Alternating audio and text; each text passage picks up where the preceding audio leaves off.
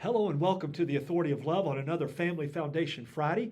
I'm your host, Greg Williams, joined by co-host David Walls from the Family Foundation. David, thanks for joining us and welcome. Good to be with you as always, Greg. Appreciate that. And thanks to you listeners or viewers, however you're connecting with us, thank you for joining us as well. And a reminder to, if you really are receiving things that are helpful to you, share it with others. We want to continue to spread this message for many reasons, most of all for God's kingdom and His glory.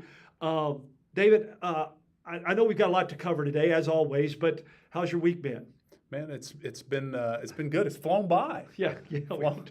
Flown by. So I said to you earlier, wait till you have grandkids. Yeah. That'll be a while, I know, for you. But man, the day, the month, the year, everything continues to fly by. And so we want to take advantage of that. Remember that we keep an eternal perspective on all that we do. I know that we're waiting on. Give us an update on the Family Forum videos, because I know you've had people asking about that. Yeah, we hopefully in the next 48 hours or so we'll have the videos and start working on getting those up on our website. We already have a written recap with some great pictures of our Family Forum now from almost 2 weeks ago, and you can go to our website at KentuckyFamily.org. And in that same post, we'll be adding the videos as we get those finalized and uploaded on our YouTube channel. Excellent, excellent. Lot of good content and speakers and things on that. So you'll want to take advantage of that. And I know you'll let everybody know, David.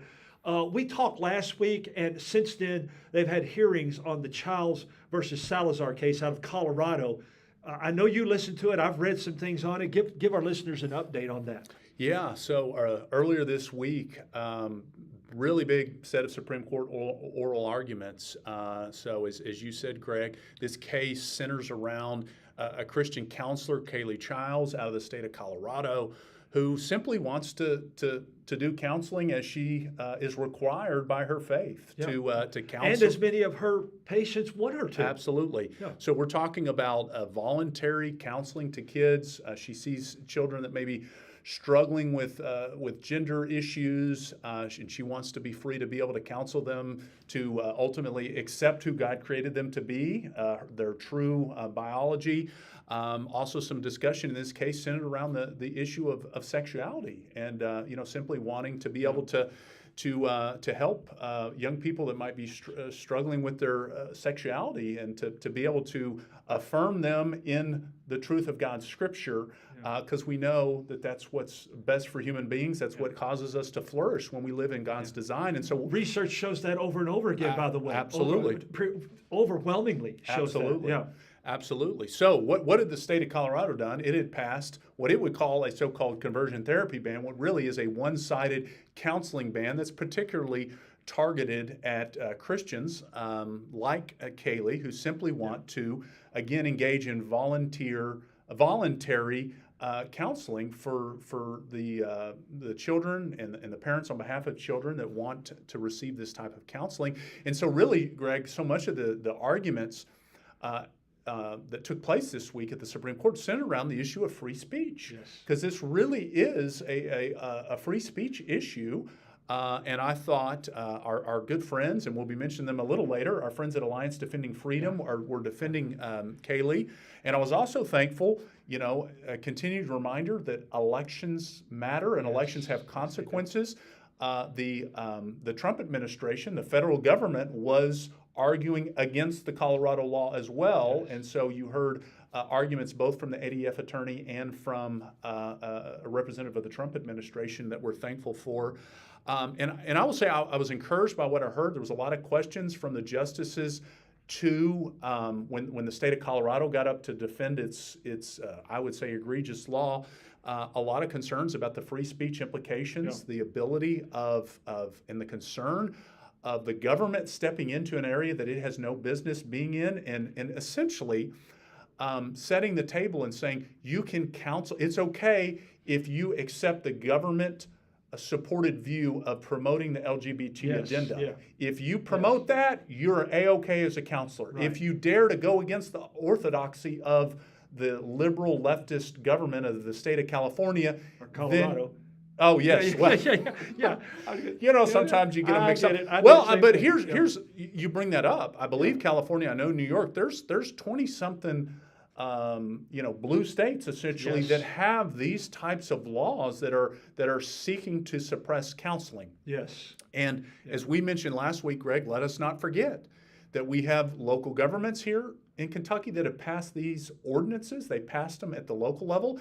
And then even though there was not any appetite to pass a state law to do this, our governor egregiously signed an executive Yes. order this year to try to impose this, even though he didn't have the legislative authority Trying to do skirt so. the law. Right. Continue to be thankful that the General Assembly passed legislation to undo that unlawful executive order earlier this year. But it's just a reminder that this hits very close to home here in the Commonwealth as well. So I was encouraged. It seemed like many of the conservative justices, we've had strong 6-3 decisions on a number of key decisions last term. It looked as though there was a lot of skepticism to this law, but we never know till opinion comes out. Right. So we need to continue to be praying. This case is going to have really, really big implications. Sure. I mean, when you're talking about the First Amendment, when you're talking about the rights of Christian counselors, as we have argued and have written pieces on, these types of laws, when the government engages like this, it is coming right at the Christian faith. Yes. It is literally trying to put into law essentially a repudiation of the gospel that says it is possible to counsel people to change a lifestyle that they don't want to live in. And so that's why I think we're going to need to continue to pray for this case, and it has potentials to be a landmark case on First Amendment and even religious liberty. Yeah, and that's what I was going to mention. You talked about freedom of speech, but it's certainly, as you said several times there, it's a religious freedom issue as well. Yes. And I want to state this very clearly, David, because we've said it and we've kind of not glossed over it, we just kind of slid by it. But isn't it interesting that the government, through their laws, through public schools, government-run schools, can literally force conversion, right, and push conversion on these kids, these very moldable children, right, mentally and physically and in every way. They can force the conversion on them, but then when you try and they ask for the help to be, wait a minute, I don't want that. Yeah. And to be, quote, converted back, Yeah. which is only because in almost every case they're being converted in the schools and through the government. Then they say no. Yes, the schools, you can convert them right, to, as what you said earlier, to what we agree with. Yeah. But you Christians cannot convert them back to what they actually are. Right. That's the crazy thing, and that's why we must continue to stand graciously but boldly in all these situations. Absolutely, Yeah. absolutely. So incredibly important arguments in case today, and we'll continue to be encouraging our folks to pray for this case and keep folks updated as when the decision comes. Yeah. And I know you were, as yesterday actually, you were at a hearing preparation for the Kentucky General Assembly on the Artificial Intelligence or AI Task Force. Yeah. Our friends Matt Lockett gave testimony, but there were some others. Give them an update on that, because I think that's going to be hugely, have huge implications and ramifications in our culture. Yeah, so we're still in the interim period and the lead up to the start of the 2026 session next year. But there's been an important task force, an AI task force, where they've been having a series of meetings through the interim to look at some of these issues related to AI that we're all having to grapple with right now. Yeah. But I was thankful in the task force meeting this week, they gave an opportunity for Representative Matt Lockett to present on the need to protect kids from the harms of social media. So this has been an issue. Representative Lockett has done great work in previous sessions, working on bills to protect kids from online pornography. He had filed a bill this year even to start addressing the issue of protecting kids from social media. But this was an opportunity for him to lay out his desire to work on a bill this next session. And one of our friends, I mentioned Alliance Defending Freedom, Chelsea Yeoman, who is a senior counsel with Alliance Defending Freedom and a friend, someone that I had done some work with in Texas in years past, she came and was able to give expert testimony. And look, just to kind of set the stage, and this was kind of some of the data that Chelsea shared, the reality is we know that social media and the phones, they are addictive by design. Yes. And what more and more Been proven data over and over again, David. Yes. it is And admitted. Yes. And admitted by we are hijacking the normal teen brain development, rewiring the brain, and what the most recent studies are showing, Greg, is that the effects of social media on the brain of developing teens and children is more akin to hardcore drugs. Yeah.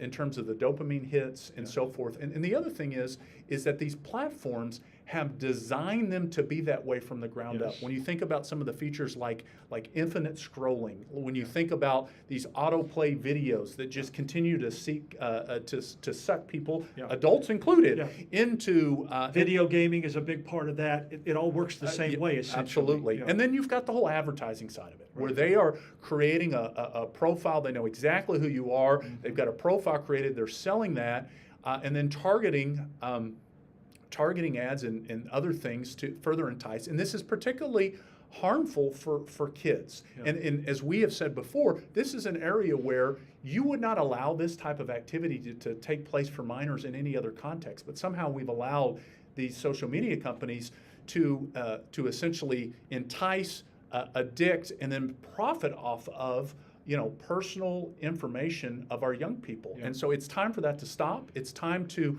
say we want to put parents back in the driver's seat. And so what was interesting is ADF also presented on a new model piece of legislation that they have developed to work on this, the Stop Harms from Addictive Social Media, what they're calling the Shazam, Shazam app. And I'm not going to get into all the policy weeds, but what's really interesting about the proposal that they're encouraging the General Assembly to consider is the social media companies, these big billion-dollar platforms, we know they know exactly who you are. They have all this data, and they even tell you through AI and their algorithms, they know exactly the age of every person that's on their platforms. Within a few Absolutely. Interactions. Yes. So what this proposed legislation would do is say they already know who minors are, children are, and so they have to notify parents if a child is on, and then take responsibility for it. Then the parents get to decide whether they want a child is on, and if that approval is not given, then a child that is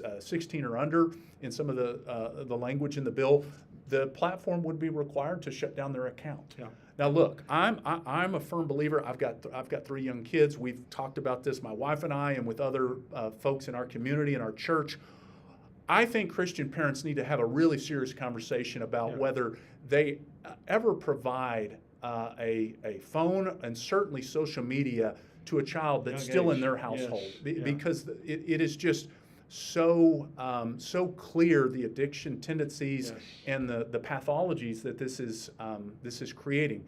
But while we still need parents to be parents, and parents are ultimately the ones that have the responsibility, as policymakers, we need to clear the area and create an environment in which we have laws and policies that are seeking to empower parents, not to allow children, because we always know kids are going to be more tech savvy than their kids. Right. And the current environment is in which it's incredibly difficult for parents to even know what's going on. Right. So this was a really important conversation that I'm glad that the General Assembly and the AI Committee gave some time to as we seek to prepare for the upcoming session. Well, and there's going to be a lot more on that pretty soon for sure, because that's going to be an ongoing issue. I really like giving them and them taking some responsibility and then allowing the parents to be involved in it. So we got a lot more, but we're out of time. Thanks for joining us. Thanks for your prayers. Thanks always to the Lord. Make it a great day, and God bless in Christ. I'm Greg Williams, your host with co-host David Wallace from the Family Foundation, and you're listening to Family Foundation Friday.